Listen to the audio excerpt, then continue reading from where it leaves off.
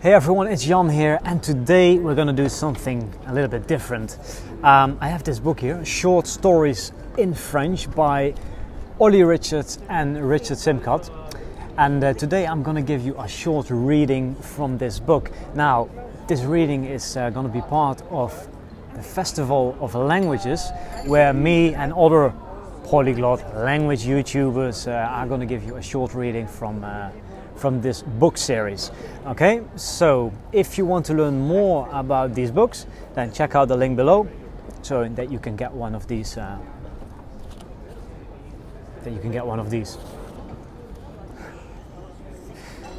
So here we go. Page 149 des Terres Inconnues. Chapitre 1. Les explorateurs. Il y a des centaines et des centaines d'années, il y a eu une période de l'histoire connue sous le nom d'âge viking. Les Vikings vivaient dans le nord d'Europe. Leur terre était très froide et peu fertile.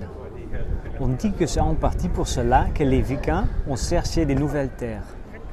Pendant cette période, il y avait un village qui s'appelle Asglar. Dans le village d'Asglar vivait un jeune garçon.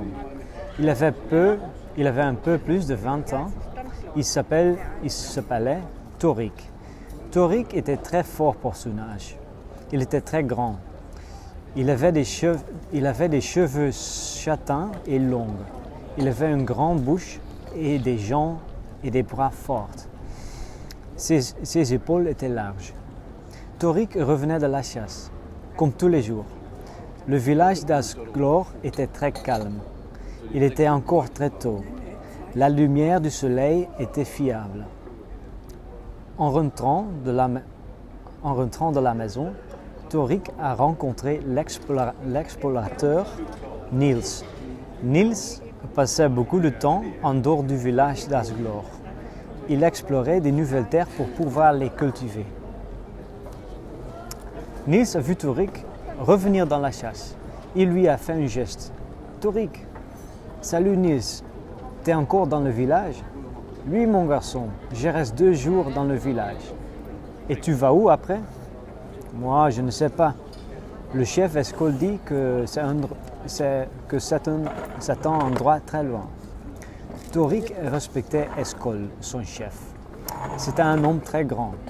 Il avait les cheveux les plus longs qu'il jamais vus. Et il avait des gros muscles. Sa voix était très grave.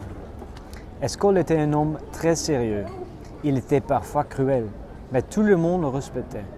Torik était dans le fond, Escol, et c'était un homme bon et simple. That's it, guys. So if you want to learn more about this book and if you want to know how the story ends, then make sure to check it out. Link in the description below. Ciao, ciao.